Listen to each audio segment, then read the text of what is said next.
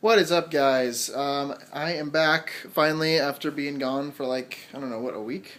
Sorry that I didn't do anything last week. I totally forgot and just wasn't able to do it, so sorry about that. But I'm back here on this lovely Sunday afternoon. It is bright and shining in Portland. It's kind of nice to actually have some sun out instead of just clouds and cold all the time. Ow!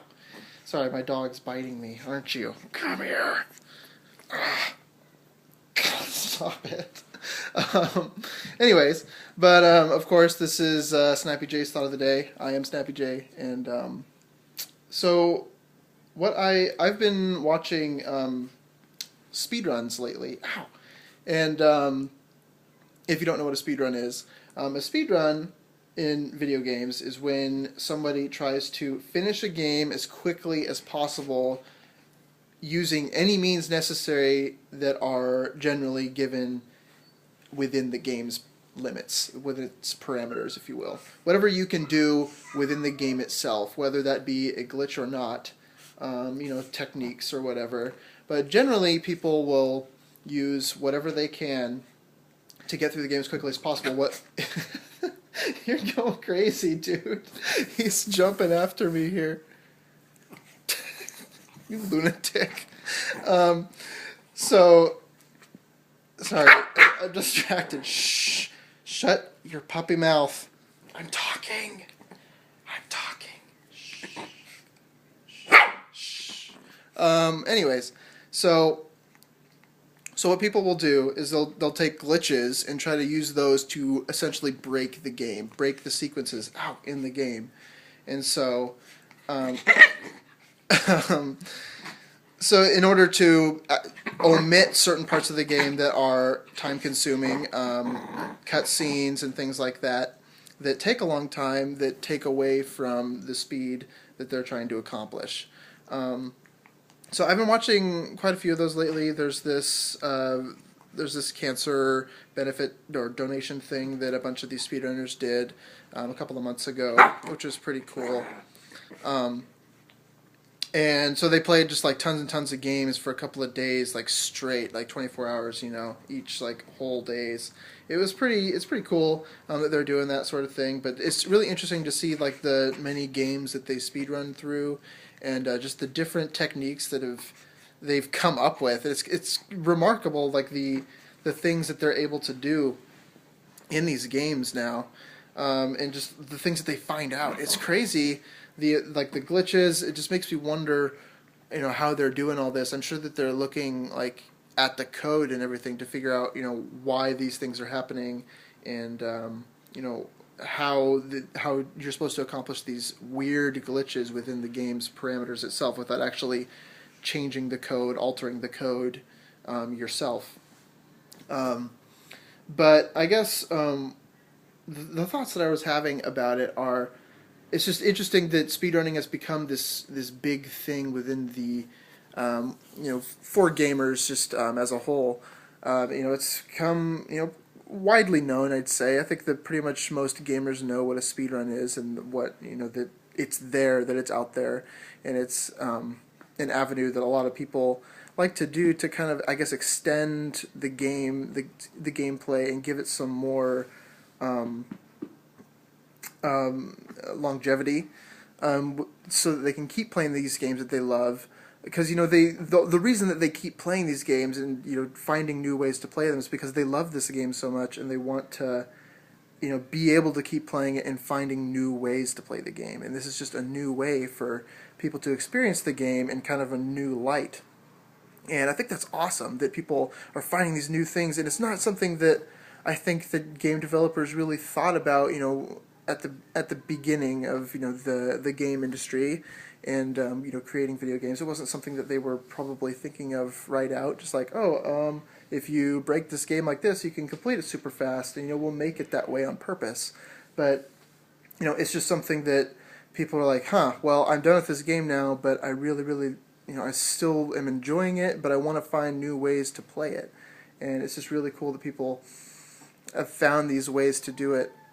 Some of the games that I've watched, or have been watching, Ocarina of Time is a notorious one where there's so many game-breaking glitches in it that they've found over the years. I saw some speedruns a couple of years ago, and it's changed a lot since then. It's crazy that, man, what, 13, 14 years later, people are still finding new glitches and new ways to break that game. It's insane that people still care about it so much this long in the game, and now they're able to finish the game in like 20 minutes, I think, like 20, 22 minutes. It's pretty crazy, and that's a lot. It's a pretty long game. It's not a short game by any means, and it's awesome that people are still finding ways to do that and still caring about it.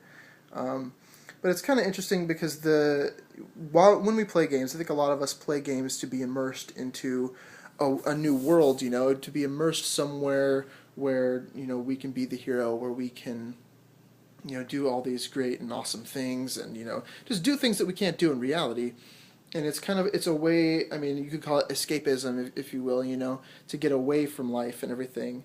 And this, I guess, speedrunning to me, it's kind of getting away from the immersion, and it's seeing the game as it is. It's a game, like saying, okay, this is a game. How can I use the way this game is made and the way it's constructed and put together to do what I want to do with it, to make it go where I want it to go, so that I can finish this game as quickly as possible. Because they get into this game and they figure out, okay, if I empty bugs out and then put bugs back in and then do a backflip and whatever, that they can play a hook shot like an ocarina. That's one of the weird glitches that they use to speedrun these games.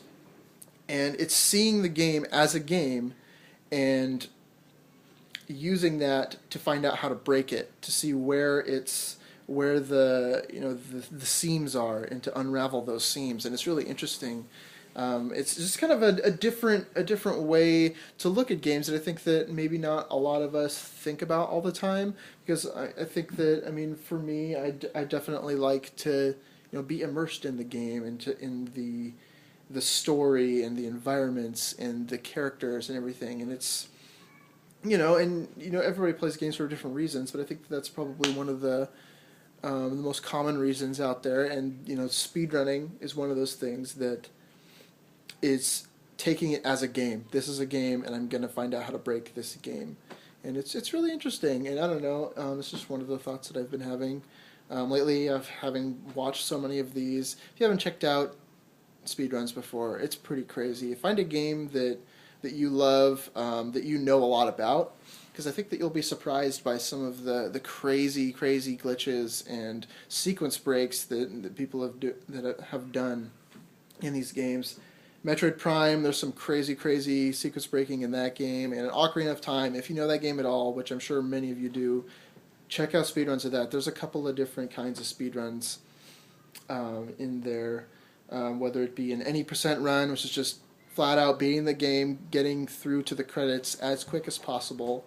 100% runs, which generally take a lot longer, because you probably have to go through the game more as it was intended. And it's interesting to see the different ways, the different quote-unquote runs that people come up with. It's like, okay, I want to just beat it as quick as possible. I want to beat it as fast as possible, but getting every single item. In like Ocarina of Time's case, I want to beat the game as fast as possible, but get every single medallion in the temples as an adult.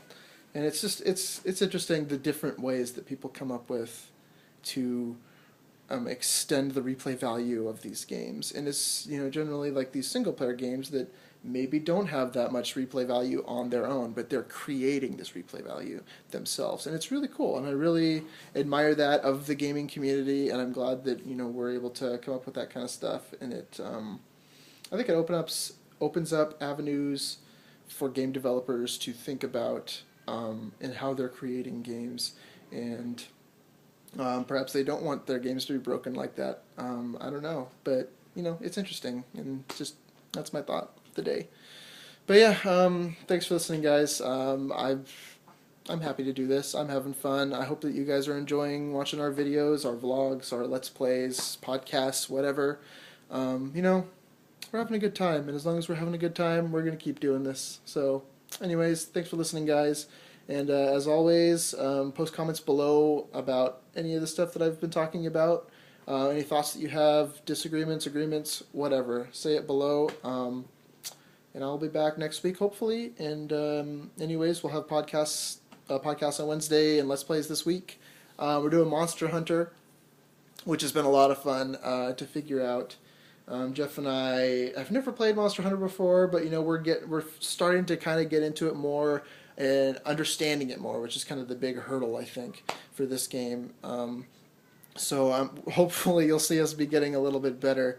But yeah, so we'll talk to you guys later, and keep it snappy. Press end to end. Boop.